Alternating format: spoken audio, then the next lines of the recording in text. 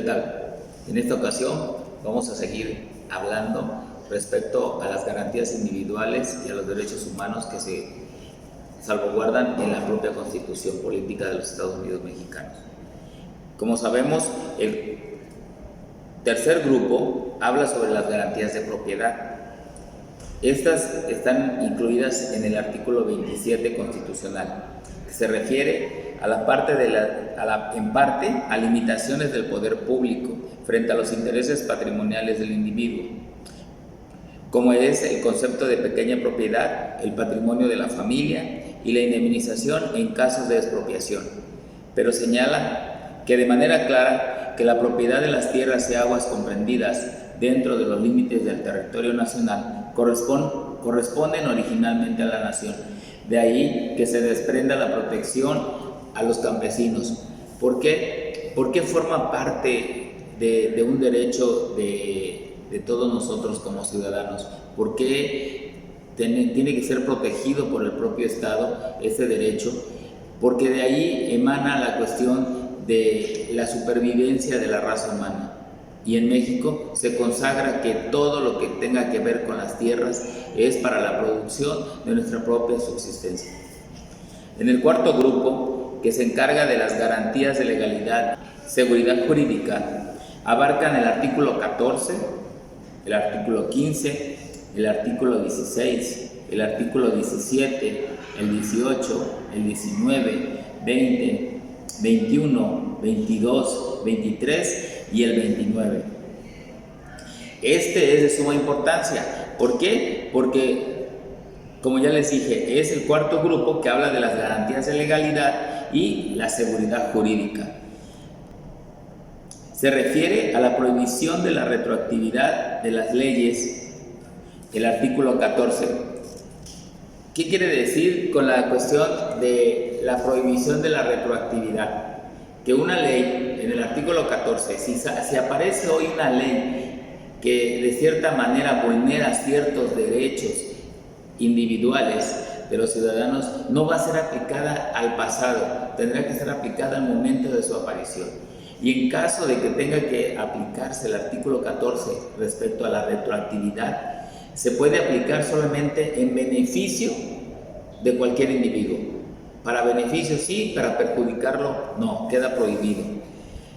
En la cuestión de la garantía de audiencia que habla el propio artículo 14 y la exacta aplicación de los preceptos legales en materia penal, esto pues es lo que aplican los jueces en el momento de poder analizar las penas y las medidas de seguridad. Tienen que estar sujetas y sobre todo tienen que estar fundamentadas en la propia Constitución y en las leyes dogmáticas que tenemos consagradas en cada uno de los estados. Ninguna puede ser por simple convicción de cualquier persona, simplemente tienen que estar fundamentadas.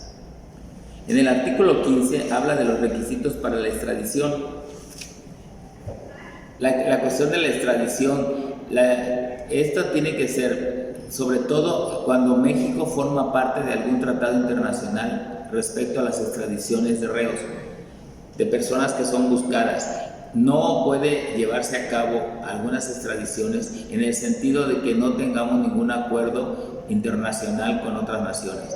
Para eso ya tendrá que contar las relaciones públicas que tengan entre naciones. En el artículo 16 es el respeto de las garantías en protección a las personas, la familia, el domicilio, los papeles y posesiones con reglas específicas para ello, a los derechos y limitaciones de los miembros del ejército. ¿Qué quiere decir el artículo 16? Que es uno de los principales en cuestión de protección de los derechos individuales de las personas, sus garantías y sobre todo de los derechos humanos. Que nadie puede ser molestado a menos que sea esto por una orden judicial cuando se está llevando a cabo un proceso. Nadie tiene derecho a vulnerar ese estado de paz que tenga cualquier persona, porque a eso tenemos derecho, a una cuestión del bienestar social. Para ello, sí tiene que establecer un procedimiento ante una autoridad competente para que ésta gire a su vez una cuestión de vulneración a tus propios derechos. En el artículo 16 queda consagrado. En el artículo 17 nos dice que nadie puede ser aprisionado por deudas de carácter civil, a la obligación de impartir justicia por parte de las autoridades y el carácter gratuito de ella. Bueno, creo que ya hemos hablado en otras ocasiones sobre la cuestión de que nadie puede ser encarcelado por deudas de carácter civil. Esta solamente el Código Penal y el Código Fiscal fincan responsabilidad penal. En algunas ocasiones, como en todo, las excepciones en la cuestión civil solamente es sobre las obligaciones de cuestión familiar. En el caso específico, cuando no se da pensión alimenticia a los hijos, que es una cuestión civil, pero se vulnera una cuestión del derecho de la subsistencia de los menores. Entonces, el abandono a ellos representa una cuestión penal, porque a todos como sociedad nos importa. Por lo tanto, es la única que en una cuestión civil pasa a una cuestión penal y se castiga. El artículo 18 y 19, 20, 21 y 23 se refieren al derecho de los detenidos en los procesos del orden criminal y también a los derechos de los reos y sentenciados. ¿Qué quiere decir? Que al momento de que alguien recibe una sentencia, adquiere también derechos y obligaciones. Por lo tanto, tienen que ser tratados como seres humanos. No se debe de vulnerar porque nosotros no tenemos instituida la pena de muerte. Por lo tanto, es una cuestión de que las personas sean castigadas con una privación de su libertad, pero de una manera jurídica fundamentada, para que a su vez puedan con el tiempo volver a reintegrarse a la sociedad.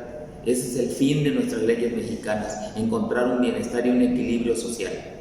En la cuestión del artículo 22, que habla de la prohibición de ciertas penas, y el 29 de la suspensión de garantías, ¿sí? ¿Cuáles son las penas que habla de la cuestión del artículo 22? Sobre todo la cuestión de la tortura. No puede haber una cuestión aquí de ir más allá de lo que puede vulnerar un derecho humano, una cuestión de dignidad humana. Por lo tanto, queda prohibido en nuestro país cualquier tipo de similitud. Y el artículo 29 exactamente fundamenta la suspensión a tus garantías y a tus derechos individuales que contamos nosotros y que debe de proteger el Estado.